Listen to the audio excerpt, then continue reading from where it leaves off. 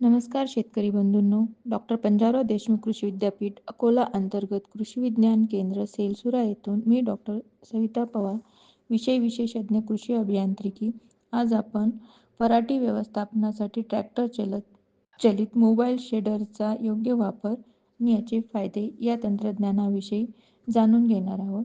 तर सध्या कपाशी पिकाची काढणी शेवटच्या टप्प्यामध्ये आहे किंवा ती पूर्णही झालेली आहे. या परिस्थितीमध्ये शेतकरी व्ही-पासच्या साहाय्याने कपाशीच्या पराठी मुळापासून काढून त्यानंतर मजुरांच्या साहाय्याने ही पराठी या यंत्रामध्ये आपण प्रथमतः पाहाल की फीडिंग सिस्टीममध्ये पराठी कापण्यासाठी डिस्क कटरसह 2 फीडर ड्रम आणि 2 प्रेशर ड्रम रोलर आहेत. त्यामध्ये अवशेष काढून पुढे ढकलण्यासाठी एक स्प्रिंग लोडेड स्विंग प्रकारही उपलब्ध आहे. या ट्रॅक्टर चलित मोबाईल शेडरने कपाशीच्या उभ्या झाडांचे बारीक भुगा करून त्यावर ट्रायकोडर्मा किंवा ट्रायकोडर्मा व्हिरिडी पावडरचे फॉर्म्युलेशन 5 ग्रॅम प्रति लिटरचे फवारणी करावी.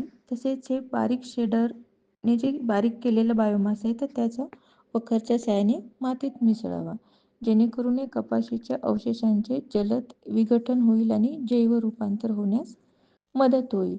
तसेच या कपाशीच्या अवशेषांचे बारीक तुकडे किंवा कुट्टी केल्यामुळे आपल्याला जमिनीत सुमारे 2 टन प्रति एकर एवढ्या प्रमाणात बायोमास मिळतो.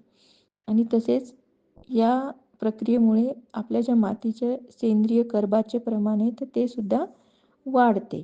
तर कापसाच्या उरलेल्या बोंडाचे तुकडे केल्यामुळे गुलाबी बोंडअळीचे विश्रांतीचे जे टप्पे आहेत तर ते नष्ट होतात आणि बोंडअळीचे जीवनचक्र खंडित होण्यास मदत होते. ते काय की जे या कॉटन शेडर यंत्राद्वारे ते शेतातील पराठी काढण्याचा जो खर्च आहे आणि वेळ या दोन्हीची पण पारंपरिक पद्धतीपेक्षा बचत होते. आणि तसेच जेथे पाण्याची उपलब्धता जास्त आहे किंवा उन्हाळ्यामध्ये आपल्याला दुसरं पीक घ्यायचं आहे तर यावेळेस हे पीक लवकर काढल्यामुळे आपल्याला उन्हाळी पीक सुद्धा घेण्यास मदत होते.